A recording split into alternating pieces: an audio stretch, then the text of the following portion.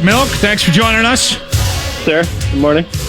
We got lots to get to, so let's jump right in. First off, favorite bar food. That was our topic today.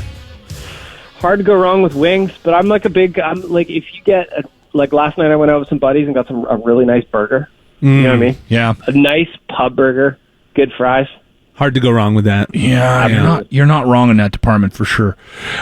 We'll touch on this out of the gates. Winnipeg named the worst city to travel to by other NHL players. By other NHL players. No surprise there, right?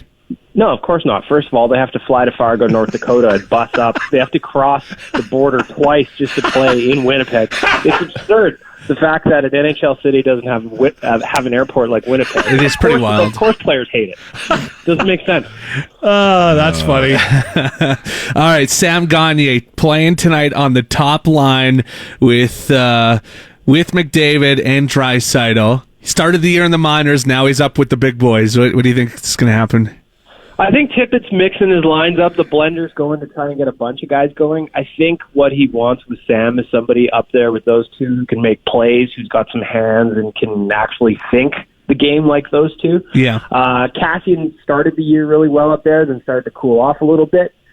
So he got moved down with Nuge, who also needs to get going. So the blender's going. I like the idea of going up there. He finished the game against Arizona up with them. I thought he looked all right. So we'll see what he does with a full 60 minutes. I'll say this. I'll defend Zach. I'm always surprised at his hands. When he's in and around, the net, he always surprises. Got such good speed, too. Yeah, and he's got decent speed. You're right. I don't think he's a slow guy. He's not a big guy by any stretch. Not by any means. Zach Cassian was a first-round pick, too, so he's got some skill. He's got hands. It's one of those periods right now where there's a lot of Oilers that need to get going. So I think Tippett's just kind of flipping guys around to see what works and as a means of getting more than just McDavid, Draisaitl, and Neal going offensively. Yeah. I think that's more what it is necessarily than punishing Zach Cassian, if you will. So part of the conversation about what city do you hate traveling to the most? You're in the NHL, Winnipeg, and then they named a bunch of other cities as well.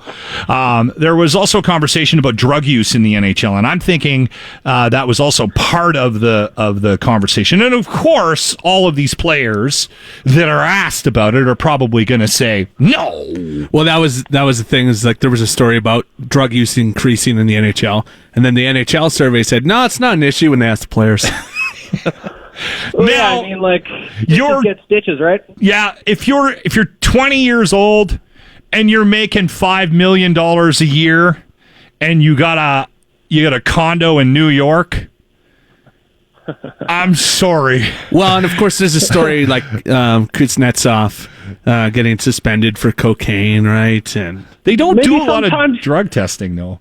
Maybe sometimes you just want to see how the cocaine smells, allegedly, in my opinion. No, I don't know. Like, I think that the answers the players gave is exactly what I expected them to give. They're not going to come out and say, absolutely, a bunch of guys on my team have a problem and we need to deal with it. They're not going to say that. No.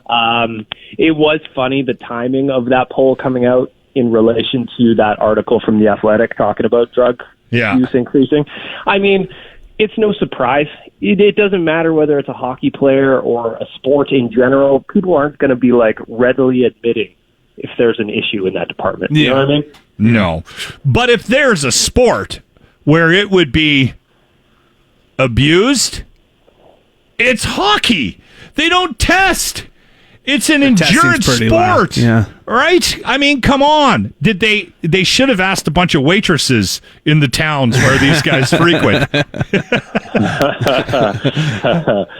Yeah, I don't know. It's not surprising. I mean, like you said, pro athletes in their early 20s, a lot of money. Too much money. Rock star syndrome, right? All right. Do we have anything to plug on your front with Oilers Nation? Yeah, we just launched our Calgary trip for January 11th. We are packing 2 buses, so we're going to have 100 rowdy Nation citizens going down to Calgary, invading the Saddle Dome. It's going to be a great time. We're bringing 50 Finnish people with us this time. They get bananas. Amazing. So it's going to be a great trip. So nationgear.ca, or Backside Tours, I should say. Okay. Backside Tours, everything's up there. We have I think we're about half sold out. We just launched it on Monday. So. Those trips are so much fun. I've done 2 or 3 of them. Go down to Calgary on the bus with everybody, and it's a really good time. I can't believe that you guys are still allowed to do that. That somebody hasn't put a stop to it yet. As much as I hate to say it, the Flames are so cool to work with. Okay. They really are. Anytime we do one of these trips, they're very accommodating. How many tickets do you need?